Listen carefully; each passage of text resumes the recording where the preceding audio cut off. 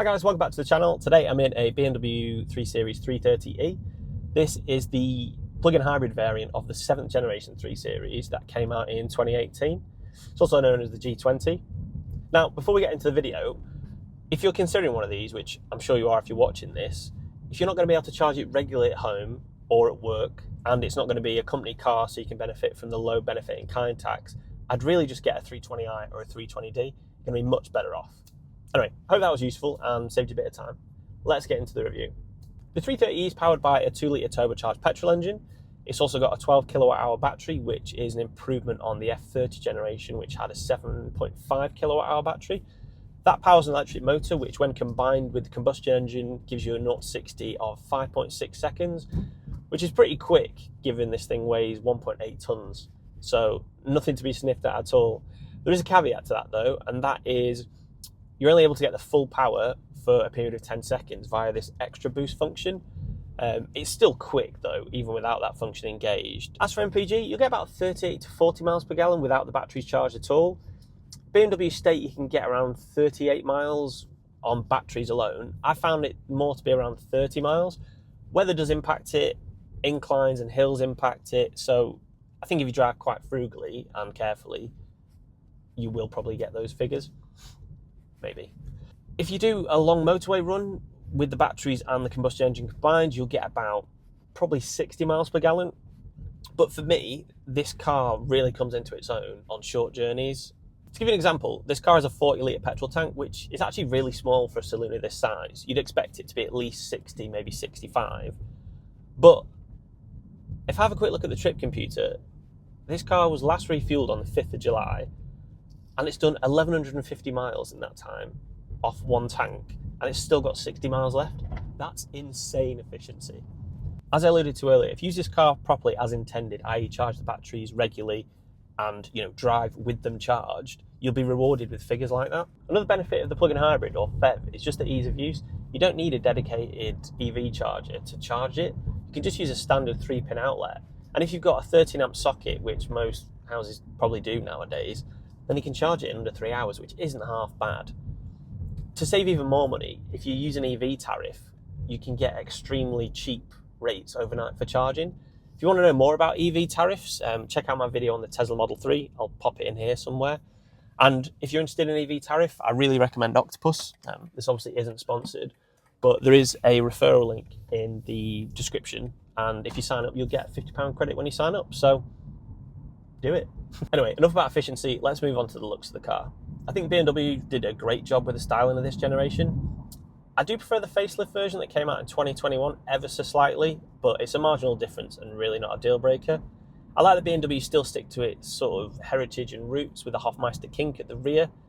Personally, I think the M Sport Pro / Plus packs with the upgraded alloys, factory tinted windows and black grille really are the sort of best combination for this car.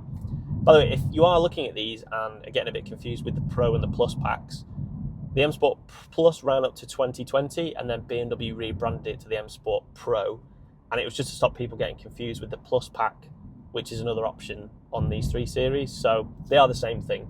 I only have one gripe about the exterior of the car, and it's the way the door sounds when you close it. I know that sounds ridiculous, but it just sounds quite tinny and not like solid and premium as you'd expect. If you compare it to like an A4 or something, it's night and day. But look, it shouldn't put you off the car at all. It's just me being a bit OCD. As for the interior, it's a really nice place to be. It's spacious but cozy. You feel incredibly connected to the car with this thick steering wheel. You've got a great digital dash up front. This one's an M Sport Plus trim, so you get pretty generous equipment, but as standard, you get stuff like 3-zone climate control, heated seats, Android Auto and Apple CarPlay on your touchscreen infotainment system, auto wipers, all that kind of stuff you'd expect from a premium executive saloon. As for the infotainment system, BMW peaked with this particular setup. For me, it's as close to perfection for an infotainment system in a car that you can get. It's still got your modern touchscreen, but it's also got your scroll wheel and your climate control buttons. The facelift version of 2021 has a complete wraparound display. They got rid of the scroll wheel and also the climate control buttons. Which to me is almost a bit of a regression and something which I think is quite a big mistake. If convenience and ease of use is important to you, stick with this version and honestly you won't regret it. The driving position is spot on. The vegan leather seats are really comfy. They're not electric though, still manual adjustment, which I think is a bit stingy of a car this price, but you can't have everything. I think in order to get the electric seats, you have to opt for the comfort pack. So again, if that's something that's important to you, look for one of those. As for the space in the back, look, you can ferry around 3 adults, no problem, in moderate comfort for a long period of time, and you'll probably get no complaints. It's obviously not the same size as the 5 Series or an A6, but it's still decent for the size of the car. One thing to note though, if you are fitting rear-facing child seats, there's a natural sort of angle or tilt to the rear seats themselves. So when I've got my daughter in the back on occasion, I found that her head is like sort of facing forward whilst in the seat, which isn't that good for a young baby. So it's just something to be wary of.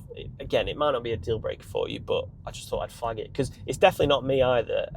She's been in multiple cars and never had that problem. So yeah, just something to be wary of. The size of the boot is a little bit disappointing in this car, but in order to accommodate the large battery cells for the hybrid system, sacrifice had to be made somewhere, and it looks like BMW made that sacrifice in the boot. It's slightly shallower than a standard 3 Series boot, but you do get this convenient little flap underneath to store your charging cables, so it's not all bad. And also you can still fit large items in there like a pram, just a little bit less than your standard 3 Series. So what's it like to drive? Honestly, I've been thoroughly impressed with it so far. The 8-speed ZF gearbox that comes with this is fantastic. It's smooth, responsive, it's not laggy in any way. It just does the job really well. As for comfort, this one has the adaptive suspension, and I think it's my #1 recommendation when you're looking for one of these, to get the adaptive suspension. I've been in the standard 3 Series as a passenger and as a driver, and there is a real difference. If you're in the back of a standard 3 Series, it's not actually that comfortable. So yeah, try getting one with adaptive suspension and you really won't regret it. Despite this being a heavy car, it doesn't impact the handling at all from what I've found. If you chuck it into a tight bend, it responds really well and kind of feels like it's on rails. It really holds up to the 3 Series pedigree in that respect. I honestly think the 330e is probably one of the best all-round dailies you can get at the moment. 90% of the time you can just be driving around frugally and in comfort. And you know, the odd 10% of the time you want to have a hoon on a country road, you can do and not feel guilty for spending loads of money on fuel. When new, the 330e retailed for over £40,000, which was more expensive than its 320i and 320d siblings. But along with the kind of EV skepticism, they've really depreciated in that time, and used prices now start from around £13,000 in the UK. That'll get you one with probably just under 100,000 miles. For one with sensible mileage, around 40,000, it'll cost you probably about 17k. I personally would opt for the M Sport trim with the adaptive suspension, and one of those with probably under 50,000 miles I think it'll run you about 20 grand, which is still really good value. A couple of things to be wary of when considering a 330e. As it was over £40,000 new, it attracts the tax increase of £410 for the first 6 years. So it's quite a chunky tax bill every year, especially given that it's a hybrid and you're actually helping the environment. It's a bit of a kick in the teeth, but just something to be mindful of.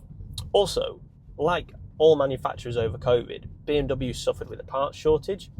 So there's quite a few 3 Series out there, not just the 330e, that don't have the touchscreen infotainment system and just has a standard scroll wheel and no touch. People were obviously advised about this when they bought them, but just have a quick play around with the ones you're looking at just to make sure you're not being stung there, because that would be quite annoying if you bought one without it. Reliability probably shouldn't be too much of an issue with these. BMW provides a 6-year warranty for the battery and motor unit, and that's on top of the standard 3-year warranty for the car as well.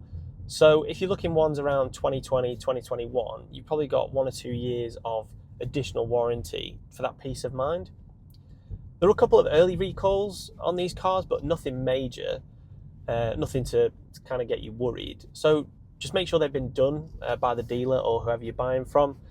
Make sure you look for one with a good service history and just do a car history check. And honestly, I think you'll be fine. So there you go, guys. That's the 330e for you. I hope you enjoyed the video. I hope you found it useful. If you enjoyed it, do give it a like. And if you're not already subscribed to the channel, do give the button a little slap for me. It really does help. And yeah, I'll catch you in the next one. Cheers, guys.